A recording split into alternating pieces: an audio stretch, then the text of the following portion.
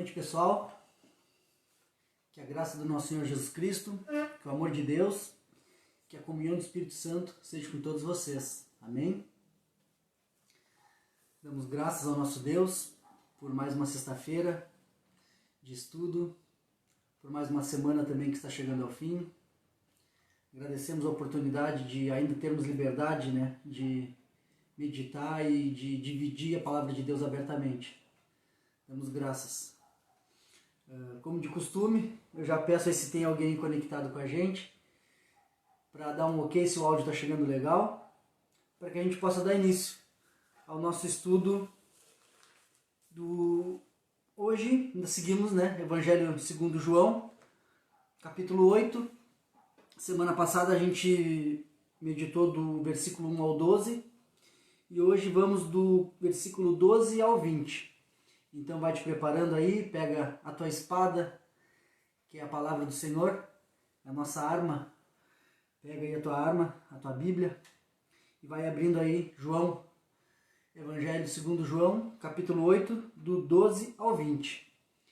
Então, te peço uma ajuda aí. Se está chegando o áudio, dá um ok aí, só dá um ok do áudio, para a gente começar a fazer a leitura aí dos versículos e fazer... esse humilde estudo aqui da Sagrada Palavra de Deus. Amém? Vou dar uma olhadinha aí.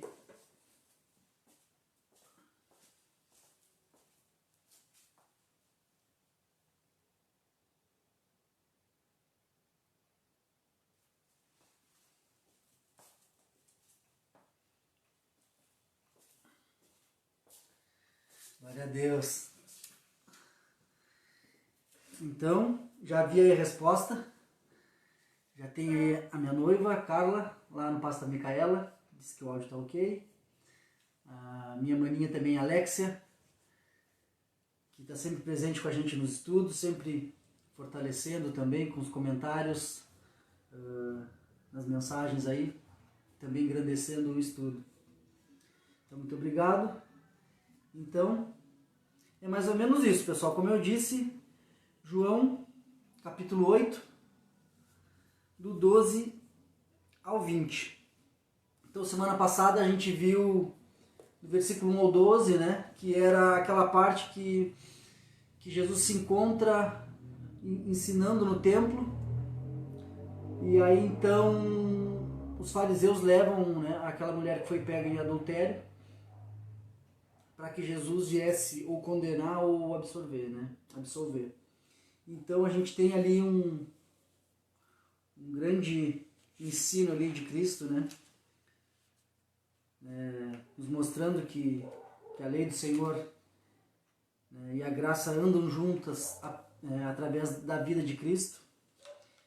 Também nos ensina que a gente nunca deve condenar uma pessoa sem antes fazer uma avaliação de nós mesmos, E que Jesus reprova uma denúncia maliciosa, mas ele não reprova uma correção amorosa, Então, a gente aprendeu também nesses versículos, só para a gente ter um contexto aí para não entrar assim, que quando estivermos em pecado devemos procurar primeiramente Cristo, buscar nele o nosso livramento e orientar nossa vida sempre no sentido de abandonar os comportamentos que Deus reprova, E também que a gente possa estar olhando para as pessoas ainda que não tiveram um contato com Deus e com a palavra, em vez de olharmos com um olhar de julgamento e condenação, que a gente possa estar olhando com amor, com compaixão, vendo nelas que elas também necessitam, assim como nós, necessitamos de perdão e ajuda. Que a gente possa estar apontando para o Espírito Santo, para o nosso ajudador, certo? Então aqui eu preparei uma breve introdução sobre esses versículos do 12 ao 20, tá? Que a gente vai meditar agora, Então, como vocês, não sei se vocês lembram, a gente meditou que essa parte do 8, a primeira parte, ela pode se encaixar dentro desse mesmo contexto, tá? Mas a gente vai voltar para o contexto do capítulo 7. Vocês lembram que a gente estava vendo que Jesus estava no templo, participando da festa dos tabernáculos, né? Então foi dentro ainda desse contexto, mesmo a gente já sabendo que nessa altura aqui já teria sido o último dia da festa, já teria passado essa festa, mas ainda, né, dentro desse contexto do capítulo 7, nessa mesma atmosfera da festa dos tabernáculos, né, a gente vê que essa festa, né, relembrava a intervenção divina e sobrenatural de Deus da libertação do povo do Egito, quando libertou o povo da escravidão do Egito, né? Então a gente vê que Jesus cumpriu com a sua própria vida, né, todo o significado espiritual e os rituais, não só desta festa, né, mas de todas, mas em especial dessa festa, quando eles comemoravam sobre o maná, né, que o povo recebeu o maná durante 40 anos, que era aquele alimento, aquele pãozinho que caía do céu, que Deus enviava para eles. E nesse mesmo contexto, Jesus vem e diz que Ele é o pão da vida, né? E então, dentro desse ritualismo, dentro desse contexto da festa dos tabernáculos, também se comemorava esse ritual da água, da rocha, que era aquela água que o povo podia beber de uma forma também sobrenatural, né? Que Deus provia essa água para eles. E também dentro desse mesmo contexto a gente estudou que Jesus diz que Ele é a fonte de água viva. E seguindo, como a gente falou, seguindo esse contexto, aqui ainda no capítulo 8, dentro dessa mesma atmosfera da festa dos tabernáculos, né, o povo também fazia esse ritual, essa comemoração também sobre a luz, uma coluna de luz que guiava. A gente sabe que durante o dia era uma coluna de nuvens que protegia eles do sol, e à noite uma coluna de luz, né, de fogo que guiava eles pelo deserto, né? Então, dentro desse mesmo contexto, Jesus aparece a eles, né? Estava ensinando ali e fala que Ele é a luz do mundo. Então é o que a gente vai meditar agora. Jesus, a luz do mundo, certo? Então a gente sabe que Jesus cumpriu toda a lei, foi o único que cumpriu toda a lei, né? E também cumpriu todas as festas e os rituais do Antigo Testamento, né? Do mesmo modo também, ele vai cumprir todas as promessas e toda a palavra de Deus. Cristo vai cumprir, né? E com certeza, né, a que a gente mais deseja, que é a volta de Cristo, né? Essa promessa também ele vai cumprir. Ele nos prometeu e ele vai cumprir também. E está perto. Está lá em Apocalipse 21, versículo 3, a parte B do versículo diz que: eis que o tabernáculo de Deus está com os homens, pois com eles habitará, e eles serão seu povo, e Deus mesmo estará com eles. Então essa passagem aqui em Apocalipse se refere à vinda de Cristo, também dentro do contexto de o tabernáculo, falando que o tabernáculo de Deus estará com os homens novamente na terra, certo? Jesus aqui se apresenta como a luz do mundo, né? O libertador dos cativos, o Filho de Deus que tem a vida em si mesmo, o único que pode dar a vida eterna. Ele se apresenta como a luz do mundo. E do outro lado, dentro desses versículos também a gente vê os judeus, né, em oposição ali aos líderes religiosos, né, no alto de sua arrogância, né, espiritual, né, se achando os maiorais porque detinham a lei, né, estudavam, meditavam na lei, mas não praticavam, né?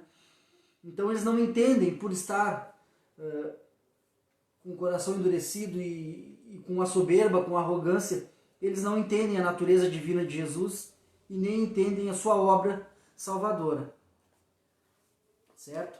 Então aqui, depois dessa breve introdução, eu convido vocês a gente entrar em oração para que a gente possa meditar aí do 12, versículo 12 ao 20. E aí depois fazer aqui a leitura desse humilde estudo que a gente preparou. Amém? Oremos. Espírito Santo de Deus, nosso amigo, nosso conselheiro, nosso ajudador, Tu és a presença de Deus conosco aqui na terra. Nesse momento viemos te agradecer, Senhor, por mais esse momento de meditação na Tua Palavra, por mais esse momento, Senhor, que estamos, mesmo que à distância, estamos unidos por Ti, Espírito Santo. Te agradecemos, Espírito Santo, porque é Tu que nos ajuda, é Tu que nos ensina e é Tu que faz lembrar também toda a palavra de Cristo. Também te agradecemos por essa semana que está chegando ao fim. Te agradecemos também pela vida de cada irmão, cada amigo que tem participado dos estudos e também pelas suas famílias.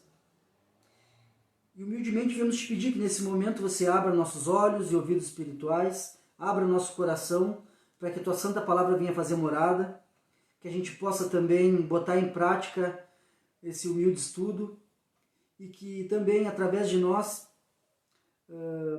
as pessoas também possam estar vendo Jesus, que a luz de Cristo também possa ser irradiada através de cada um de nós. Mas para que isso a gente possa, Senhor, meditar cada vez mais na Tua Palavra, praticar e também assim dividir. Isso a gente te pede, te agradece, em nome do nosso Senhor Jesus Cristo. Amém. Então, já tiramos as sandálias dos pés, pedimos permissão a Deus para adentrar em território sagrado, que é a Santa Palavra. E agora a gente vai do versículo 12 ao versículo 20. A gente vai fazer essa leitura inteira e depois a gente vem mastigando aqui parte por parte e tentando trazer uma explicação e uma aplicação também. Amém? Então, versículo 12, Evangelho de João, capítulo 8, nos diz assim: Jesus voltou a falar ao povo e disse: Eu sou a luz do mundo. Se vocês me seguirem, não andarão no escuro, pois terão a luz da vida. Os fariseus disseram: Você faz essas declarações a respeito de si mesmo. Seu testemunho não é válido. Jesus respondeu: Meu testemunho é válido, embora eu mesmo o dê, pois eu sei de onde eu vim e para onde eu vou. Mas vocês não sabem de onde eu vim nem para onde eu vou. Vocês julgam por padrões humanos, mas eu não julgo ninguém. E mesmo que o fizesse, meu julgamento seria correto, pois não estou sozinho. O Pai que me enviou está comigo. A lei de vocês diz que se duas pessoas concordarem sobre alguma coisa, seu testemunho é aceito como fato. Eu sou uma testemunha, e meu Pai que me enviou é a outra. Onde está seu pai? Perguntaram eles. Respondeu Jesus: Uma vez que vocês não sabem quem eu sou, não sabem quem é meu pai. Se vocês me conhecessem, também conheceriam meu pai. Jesus fez essas declarações quando estava ensinando na parte do templo, onde eram colocadas as ofertas. No entanto, não foi preso, pois ainda não havia chegado a sua hora. Linda essa declaração, essa promessa que Cristo nos dá. E agora a gente vai entrar aqui nessa afirmação gloriosa que Cristo nos faz na parte A do versículo 12, quando ele nos diz assim: Eu sou a luz do mundo. Essa afirmação gloriosa, uma afirmação gloriosa. Então, vamos buscar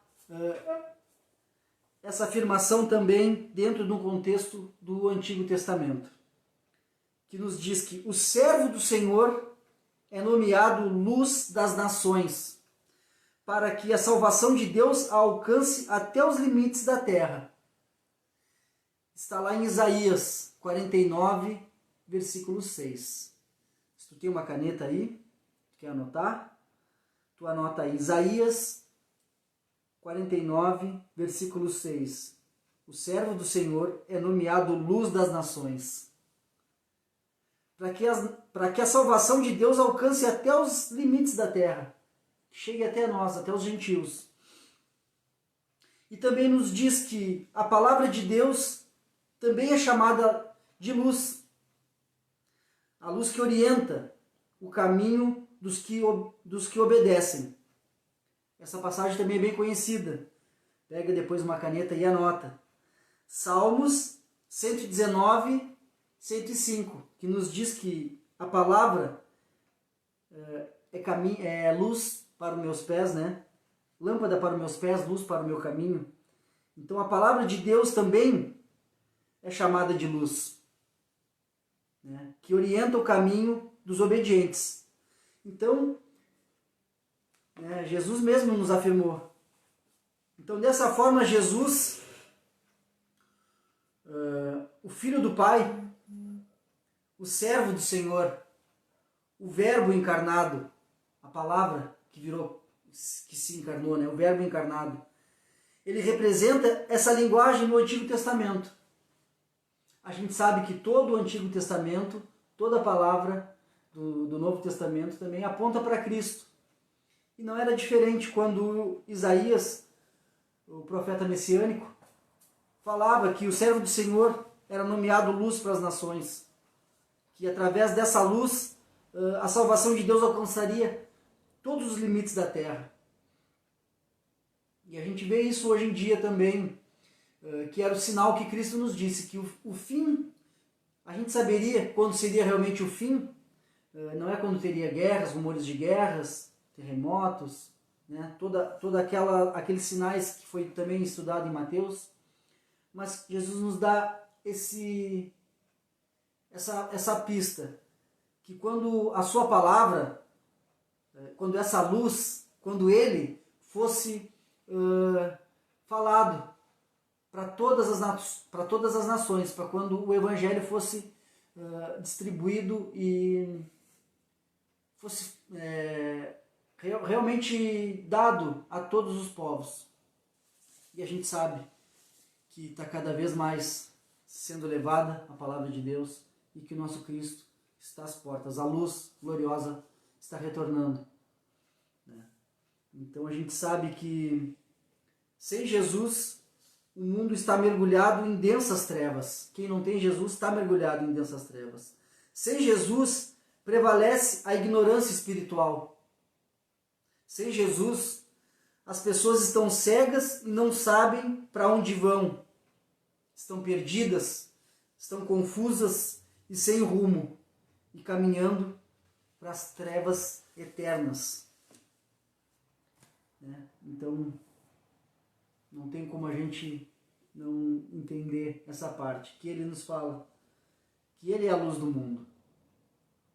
E essa promessa, a gente vê aqui no 12, essa promessa é linda, essa é a parte que mais nos fascina, que nos incentiva cada vez mais. Na parte B do versículo 12, essa promessa bendita, que nos diz: se vocês me seguirem, não andarão no escuro, pois terão a luz da vida. A vida com Jesus é uma jornada na luz da verdade, na luz da santidade e da mais completa felicidade. Então, uma vida com Cristo é uma jornada na luz da verdade, na luz da santidade. E somente assim a gente vai experimentar o que realmente é felicidade. Assim como um soldado segue um capitão, assim como um escravo acompanha o seu senhor, a pessoa que tem um guia seguro, né, e um mapa correto, chegará sem dúvida ao seu destino, sã e salva. Então Jesus Cristo é esse guia. Jesus é o único que possui o mapa da vida.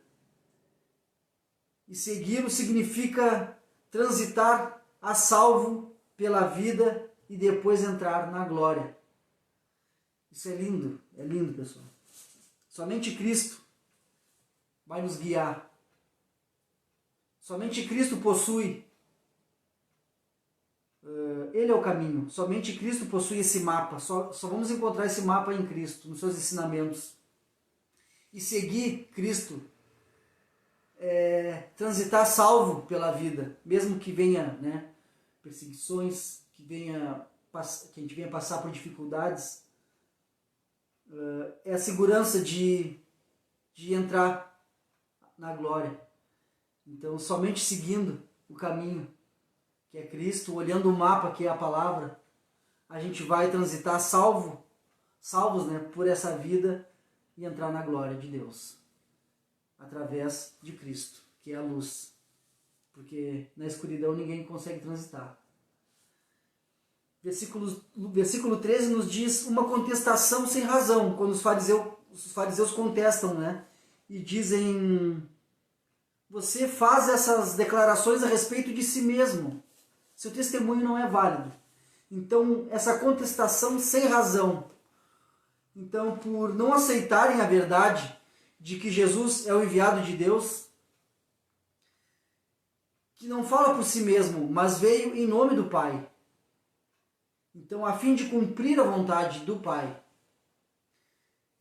Então, os fariseus contestam a sua declaração, argumentando que o seu testemunho, o testemunho de si mesmo, é desprovido de valor e não pode se manter. E eles, né, baseiam essa contestação sem razão. Anota aí Deuteronômios 19:15. Então, lá no livro de Deuteronômio, essa parte da lei falava que a lei judaica exigia, né, mais que uma testemunha para validar uma declaração. Mas era infundada deles aqui porque Jesus era o enviado de Deus. E ele não falava por si mesmo, porque ele veio em nome do Pai a fim de cumprir a vontade do Pai. Né? Então, a gente vê que estava sem razão essa contestação deles. Mas por estarem cegos espiritualmente, eles não conseguiam, mesmo tendo a palavra, eles não conseguiam ver que a palavra estava apontando para Cristo, todos os sinais, estava tudo sendo explicado, todos os milagres que ele estava fazendo. Então, eles, por obter a lei, mas não praticar a lei, então eles estavam com seus corações endurecidos e seus olhos totalmente, né, cegos. Por isso que Jesus fala para eles, dentro desse contexto, que eles estavam numa escuridão, que eles necessitavam da luz do mundo, que era e é Cristo. E ele nos faz uma explicação incontestável. Então Jesus nos explica, do versículo 14 ao 18, eu vou ler com vocês. Jesus respondeu: meu testemunho é válido, embora eu mesmo o dê, pois eu sei de onde vim e para onde vou, mas vocês não sabem de onde eu vim, nem para onde vou. Vocês julgam por padrões humanos, mas eu não julgo ninguém. E mesmo que o fizesse, meu julgamento seria correto. Pois não estou sozinho, o Pai que me enviou está comigo. A lei de vocês diz que se duas testemunhas concordarem sobre alguma coisa, seu testemunho é aceito com fato. Eu sou uma testemunha e meu Pai que me enviou é outra. É a outra testemunha. Então Jesus refuta, né, essa falácia de argumentos ali dos judeus, mostrando que o seu testemunho era válido, porque conhecia tanto a sua origem, o céu, e também conhecia o seu destino, o céu. Então, novamente, a procedência de Jesus se torna motivo de conflito. Não sei se vocês recordam lá, João, capítulo 6, versículo 42, João 7, versículo 27, versículo 41 ao 43. Quando Jesus mostra as suas credenciais celestiais, quando ele fala da sua procedência, de onde ele vinha e por quem ele tinha sido enviado, torna-se novamente o conflito com os líderes religiosos. E agora, novamente, a gente está vendo esse conflito, né? E também a gente vê que, além disso, né, os fariseus, né, deveriam aceitar o testemunho. Por que os fariseus deveriam aceitar esse testemunho? Porque o pai de quem ele tinha vindo, né, e a quem ele retornaria, era a segunda testemunha, como Jesus mesmo fala. O próprio pai validaria esse testemunho. A testemunha que validava essa afirmação é o nosso Deus, Deus Pai. E quando Jesus fala, eu não julgo ninguém, né, o que ele estava nos declarando? Ele estava declarando que durante esse ministério terreno, né, ele não tinha vindo como um juiz, mas sim como o salvador do mundo. Só para a gente conseguir entender. E ele também fala que mesmo que ele viesse condenar, né, seria válido porque Deus estava junto com ele. Deus era a segunda testemunha. A gente sabe que o ministério de Jesus durou 3 anos, né? Então, dos 30 aos 33 anos, ele declara que ele tinha vindo para ser o Salvador, não para julgar. É claro que a gente vê, também como a gente viu em Mateus, que um pouco antes dele ser crucificado, ele fala ali os 7 ais de condenação para os fariseus, para aqueles que detinham a lei, né? Jesus fala, ai de vocês, hipócritas, fariseus, escribas, né? Que detêm a lei, né? Tem a porta dos céus, não entra, não deixa ninguém entrar. Então ele declara, sim, mas nesse momento ele diz que ele vem para ser o Salvador, né? Então que ele não estava julgando nesse momento, mas a hora que ele fosse julgar, seria válido esse julgamento, porque Deus era a testemunha e estava validando isso, né? No entanto, né, a gente sabe que na sua volta, que está próxima, e a gente anseia muito, né, por si própria fornece uma base, né, a volta de Jesus, né, consequentemente, para o julgamento. Quando ele voltar, ele vai voltar para julgar o mundo inteiro. Então, nesse momento, ele estava sendo o Salvador, ele estava sendo a luz, ele estava dizendo que ele era a luz, que ele era o pão que dava a vida, que ele era a fonte da água viva. Então, dentro desse contexto, ele não estava julgando, mas ele estava se oferecendo como o caminho para a salvação. Mas a hora que ele viesse julgar, também seria válido, porque Deus estava, né, junto com ele, Deus estaria validando esse testemunho. Mas o que nos dá essa base para a volta e para o julgamento final é na vinda, no retorno agora de Cristo, que está próximo e a gente anseia muito. Certo? Então, a gente sabe que Jesus vai voltar para julgar o mundo inteiro. O versículo 19 nos fala sobre essa cegueira, a cegueira que os fariseus estavam, né? Então, versículo 19, a cegueira dos fariseus nos mostra aqui que quando eles fazem essa pergunta, na realidade uma pergunta sem um motivo realmente perguntar para aprender. Eles queriam, na realidade, estavam zombando de Jesus com essa pergunta. E a gente vai ler aqui quando eles perguntam, onde está seu pai? Perguntaram eles. Então Jesus responde, uma vez que não sabem quem eu sou, não sabem quem é meu pai. Se vocês me conhecem, também conheceriam meu pai. Né? Então, os fariseus pensavam, né, que a afirmação de Jesus se referia ao seu pai terreno. E por essa razão estavam ansiosos em provar que ele era um filho ilegítimo. Contudo, ao falar de seu pai, quando Jesus fala de Deus Pai, ele não estava nem mesmo fazendo aquela referência, né, da sua concepção pelo Espírito Santo, que ele foi concebido pelo Espírito Santo, né? Mas ele fala como filho de Deus, né, pelo seu relacionamento que ele tinha com o Pai, como filho de Deus, né? Então a compreensão do Pai vem por meio do Filho. Só vamos compreender quem realmente é Deus através de Cristo. Assim que a cegueira dos fariseus, né, a respeito de Jesus, era um sinal de que eles não conheciam realmente Deus. Assim, a cegueira dos fariseus a respeito de Jesus era um sinal que eles não conheciam a Deus. Apesar de deles possuírem o conhecimento da lei, eles não conheciam realmente Deus.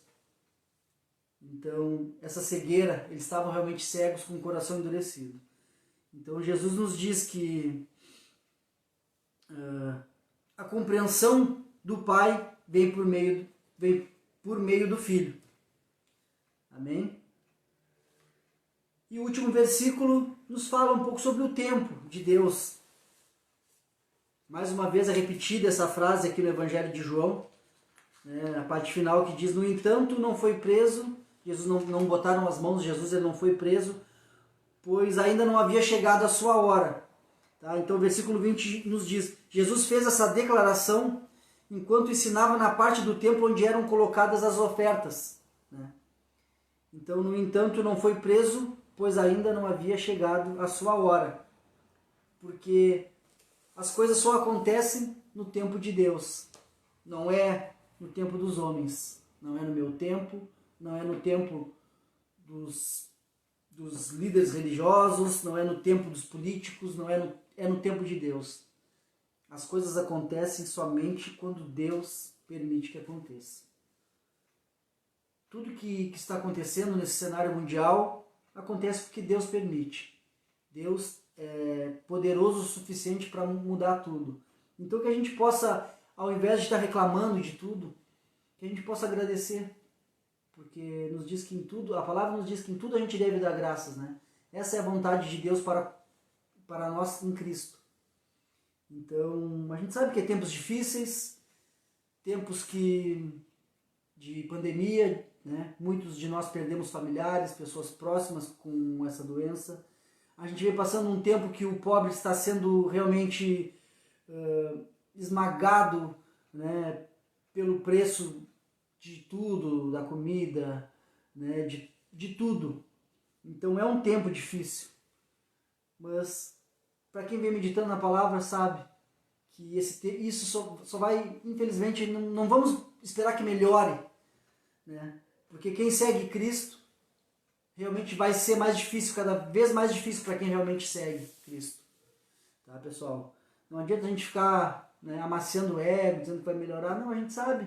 Só vai ser cada vez mais difícil para quem é cristão, as dificuldades vão cada vez mais aumentar. E se está sendo difícil, se está sendo perseguido, se está tendo dificuldades, agradece a Deus, porque isso é um sinal de que tu está no caminho. Se as coisas estão muito fáceis, tu não está, né, recebendo nada de dificuldade, tu não está sendo rejeitado, então a gente tem que avaliar, né, se realmente a gente está seguindo, né, corretamente. Então as palavras de Jesus foram proferidas, né, num local de segurança máxima do templo, né, onde as ofertas eram depositadas. E a gente vê essa hostilidade dos líderes religiosos, né, era tanta essa hostilidade com ele, que João mais uma vez nos informa que Jesus não tinha sido preso ali porque ainda não havia chegado a sua hora. E então a gente consegue ver que, mais uma vez, como a gente meditou no subtítulo aqui, o tempo de Deus é tudo no tempo de Deus. Então vivemos e morremos segundo a vontade de Deus e não dos homens. Portanto, né, convém que a gente avance, né, constantemente em nossa vocação, na nossa missão que Cristo nos deu. Deus não erra a sua hora. Né? Se você tem essa convicção no seu coração, descanse no Senhor. Deus não erra a sua hora. Então que a gente tenha essa convicção no nosso coração para descansar em Cristo. Confiar que tudo acontece segundo a vontade de Deus. Então que a gente possa estar entregando o nosso caminho, né, descansando no Senhor. Amém? Precisamos confiar que tudo está na segurança de suas mãos. Mesmo que a gente venha passar por dificuldades, porque a vida de cristão, né, não é uma carteirinha de que nada de ruim vai acontecer com a gente. Não. Cristo nos disse, vocês vão ter dificuldades, passar por dificuldades. Mas que a gente se mantesse firme em Cristo, nos seus ensinamentos, no seu Espírito Santo, porque Ele já tinha vencido o mundo por nós. Então, mesmo que a gente passe por dificuldades, confiamos que Deus não erra a sua hora.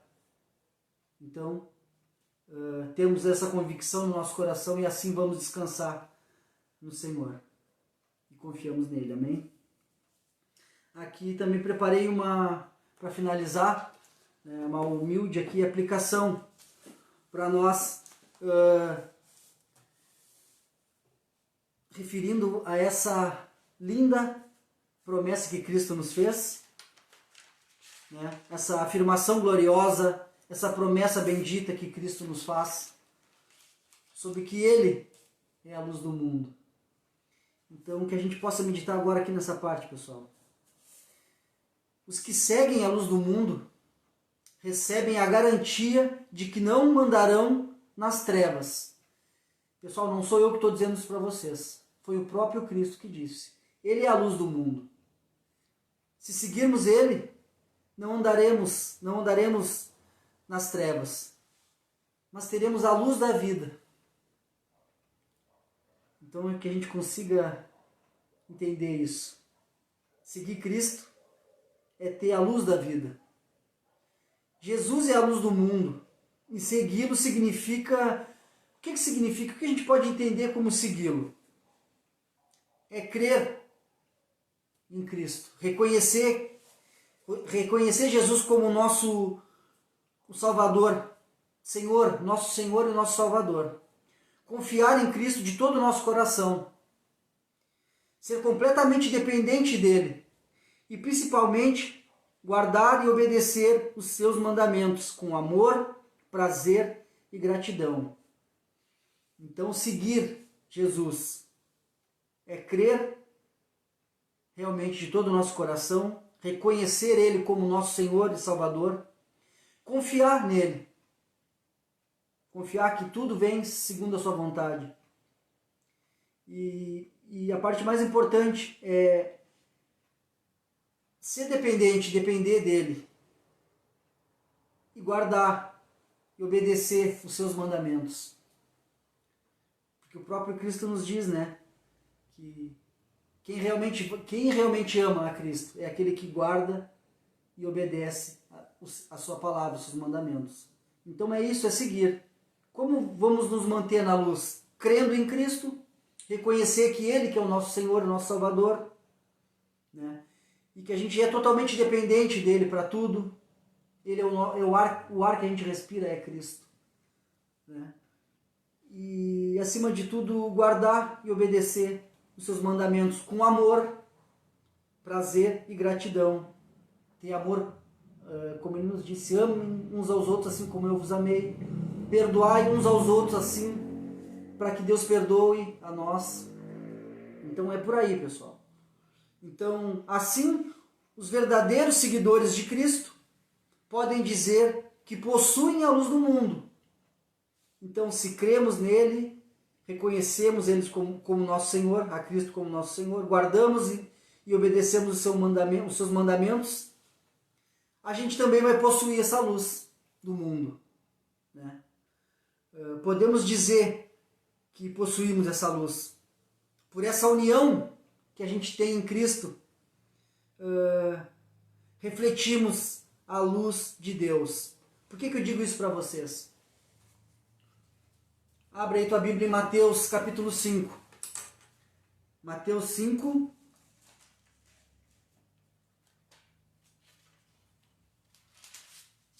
Jesus nos fala no Evangelho segundo Mateus, aqui, capítulo 5, do 14 ao 16.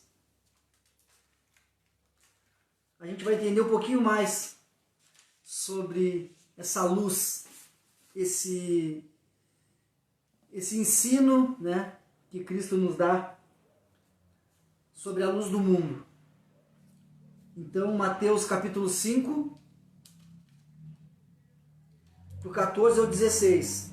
A gente vai entender, pessoal, né, que se estamos unidos em Cristo, também vamos refletir essa luz. Porque Jesus nos diz assim, ó, capítulo 14, aqui. O próprio Cristo dizendo para nós, pessoal. Mateus, Evangelho segundo Mateus, capítulo 5, versículos do 14 ao 16. Jesus afirma: vocês são a luz do mundo. É impossível esconder uma cidade construída no alto de um monte. Não faz sentido acender uma lâmpada e depois colocá-la sob um cesto. Pelo contrário, ela é colocada num pedestal, de onde ilumina a todos que estão na casa. Da mesma forma, suas boas obras devem brilhar para que todos as vejam e louvem seu Pai que está no céu. Jesus nos diz: vocês são a luz do mundo. Então, sendo nós praticantes da palavra de Cristo, reconhecendo Ele como nosso Senhor e Salvador, confiando nele, andando segundo os seus mandamentos, amando e perdoando como Ele nos ensinou, somos a luz do mundo. E se somos a luz do mundo, não fomos feitos para estar, né, escondidos, mas sim estarmos brilhando, para que através de nossas vidas as pessoas glorifiquem a Deus, para que através de nossas vidas as pessoas vejam um brilhozinho de Cristo, para que através de nossas vidas as pessoas sintam um pouco desse perfume que Cristo irradia. Então, pessoal, assim, depois que meditamos nessa palavra, Mateus, assim recebemos essa mensagem clara e definitiva de que ser uma luz não é uma opção, né? Mas é uma responsabilidade deixar brilhar essa luz através de nós, para que o mundo inteiro possa ver Cristo através de nossas vidas. Entendemos que essa mensagem que Cristo nos dá não é uma opção. Ele não te dá uma opção que de repente tu pode ser uma luz, de repente tu pode estar... Não, é uma ordem. Jesus nos diz: vocês são luz, então brilhem, para que as pessoas possam me ver, né? Cristo dizendo, para que as pessoas possam ver Jesus através de nossas vidas. Então, não é uma opção, pessoal, é uma responsabilidade. Então, para nós que meditamos na palavra, para nós que já aceitamos Cristo como nosso Salvador, então não é uma opção, é uma responsabilidade. Então, do mesmo modo, eu compartilho com vocês que há 2 anos atrás, quando nosso pastor Márcio, nosso amado pastor, ele me passou essa responsabilidade de levar esses estudos para os jovens, né? Ao mesmo tempo, eu falei: pô, pastor, mas, né, eu sou novo na fé, aí tenho pouco tempo de convertido. Mas ele disse: não, Fábio, é contigo. Tu tem também essa responsabilidade de levar a palavra. Então, a cada dia que passa, eu busco trazer um estudo segundo a palavra. Não trago nada que seja do meu pensar, mas sim, se o Espírito Santo me revela coisas que estão segundo a palavra, eu trago, mas não do que eu acho como pessoa, né? Mas então, do mesmo modo que o nosso pastor Márcio me deu essa responsabilidade de trazer esses estudos, eu não tinha... Hoje eu estou líder, né, dos jovens, né? Não digo que eu sou líder, né? Eu estou líder do departamento de jovens, né? Mas naquele momento eu não era líder de departamento nenhum. mas eu já havia trazido alguns estudos, né? Que era livre, cada pessoa poderia trazer os estudos na sexta, mas o pastor sentiu essa necessidade também da gente fazer esses estudos expositivos, meditar versículo por versículo. Então, nesse mesmo momento, eu entendi que era também uma responsabilidade que eu tinha, porque eu já havia aceitado Jesus como meu Salvador, eu já estava meditando, me alimentando da palavra, né? Eu já tinha sido batizado, então eu tinha essa responsabilidade também de levar, não só para os jovens, mas primeiramente essa reunião de crescimento era direcionada somente para os jovens, né? Hoje em dia, por causa da pandemia, a gente faz também através das redes sociais para que também possa alcançar outras pessoas, e eu dou graças a Deus por isso. Então eu entendi também que era minha responsabilidade de levar a palavra, de seguir com responsabilidade esse voto de confiança que o pastor deu. Então, pessoal, quando a gente medita aqui nessa passagem de Mateus, Jesus diz que nós somos a luz do mundo, que nós temos essa responsabilidade de levar a sua palavra, de, através das nossas atitudes, mostrar Cristo. Então, me recordei, me veio as palavras do pastor me dizendo que agora era a minha vez, né? De estar meditando na palavra e de trazer os estudos. Então hoje eu vejo também, não só para mim, mas também para cada um de vocês, que tem um pouco de conhecimento da palavra, que medita na palavra, que já aceitou Jesus também como teu Salvador. Nós temos a obrigação, né, temos essa responsabilidade, vamos dizer, de irradiar a luz de Jesus, de falar da palavra para as pessoas, de mostrar nos nossos gestos e atitudes os ensinamentos de Cristo. Então hoje temos essa promessa, temos essa, vamos nos dizer, essa gloriosa afirmação que Cristo nos deu e essa promessa bendita que Cristo nos deu, de que também seríamos luz do mundo, que somos luz do mundo. Então que a gente possa estar através do Espírito Santo, né, levando essa luz para as pessoas que andam ainda na escuridão, que andam em trevas, que ainda não aceitaram Jesus como seu único e suficiente Salvador, que ainda não tiveram a luz da palavra para botar nos seus pés, para andar no caminho. Então que a gente possa hoje sair debaixo do cesto e brilhar, que a gente possa estar sendo colocado mais alto, né? Mais alto não em se achar melhor do que ninguém, mas que a gente possa estar dizendo, eis-me aqui, Senhor. Assim, do mesmo modo que o pastor também me falou, é tu que vai levar. Eu disse também, eis-me aqui, pastor, eu vou me dedicar para isso. Então, graças a Deus, eu tenho no meu coração, Deus conhece meu coração, que eu não tenho nada de soberba, eu não estou fazendo os estudos para me mostrar, porque se eu for me mostrar, vai aparecer meus defeitos, que são muitos, né, as minhas falhas como homem. Mas a partir do momento que eu venho mostrar a palavra de Deus, eu como pessoa estou realmente em segundo plano, mas a palavra de Deus em primeiro plano. Mas nesse mesmo contexto, como está a minha vida, né? Então, vai na vizinhança, vai na família e pergunta também como é, né? Então, por isso que é importante mostrar também através dos nossos atos, não somente através de palavras, mas também através dos nossos atos. Então, que a partir desse momento, né, nós viemos entender que temos essa responsabilidade de levar a palavra, falar sobre a palavra de Deus para todos e demonstrar também através de nossas atitudes que somos a luz do mundo e que as pessoas estão necessitando dessa luz. Amém?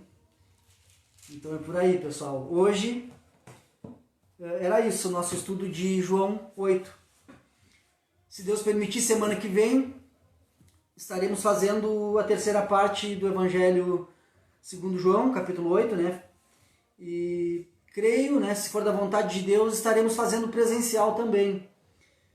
Em princípio lá na Sanga Funda, lá na Irmã Tânia, na nossa congregação da Sanga Funda, tá? Aqueles que tiverem vontade de estar indo com a gente, entrem em contato, que se não tiver como ir, a gente vai se ajudar, vamos nos dar carona, vamos nos ajudar a pagar um Uber e vamos ir. Tá, pessoal? Estão convocados também, a gente vai entrar em contato mais uma vez com a irmã Tânia para a gente poder estar indo levar a nossa reunião de crescimento lá. Vamos levar a luz, né, que é a palavra de Deus também lá na nossa congregação da Sanga Funda. E posteriormente, né, se for da vontade de Deus também, daqui a mais 15 dias, ir lá no Sítio Floresta levar também os nossos estudos lá no Irmão Jorge, Irmã Maria. Amém? Que a gente possa, pessoal, estar avançando no reino, entendendo que é no tempo de Deus, entendendo que dependemos de Cristo, do Espírito Santo, para que a gente possa estar avançando. Amém? Convido vocês agora a fazer uma oração para a gente agradecer esse humilde estudo da Santa Palavra de Deus. E se Deus permitir, então semana que vem voltamos ao Evangelho segundo João, capítulo 8, para fazer a terceira parte. Amém? Oramos. Senhor Deus Pai, de nosso Senhor Jesus Cristo, te agradecemos, Senhor, pelo teu Filho amado Jesus, que fez o sacrifício perfeito e que hoje é luz para nós seguirmos. Senhor, também te agradecemos pela tua palavra, que é luz para os nossos pés, lâmpada para os nossos pés e luz para o nosso caminho. Senhor, também te agradeço por cada irmão, Senhor, que é a luz, e que também através desses irmãos, Senhor, eu também pude chegar ao caminho que é Cristo. Senhor, te pedimos humildemente que o teu Espírito Santo venha fazer morada cada vez mais em nossos corações, que a gente possa estar nos esvaziando da escuridão do mundo e possamos estar recebendo cada vez mais essa luz de Cristo através do teu Espírito Santo. Nos usa, Senhor, como uma lâmpada que leva a tua palavra, que leva o ensino de Cristo através de nossa vida. Que possamos estar cada vez mais, Senhor, fazendo a tua vontade e não a nossa.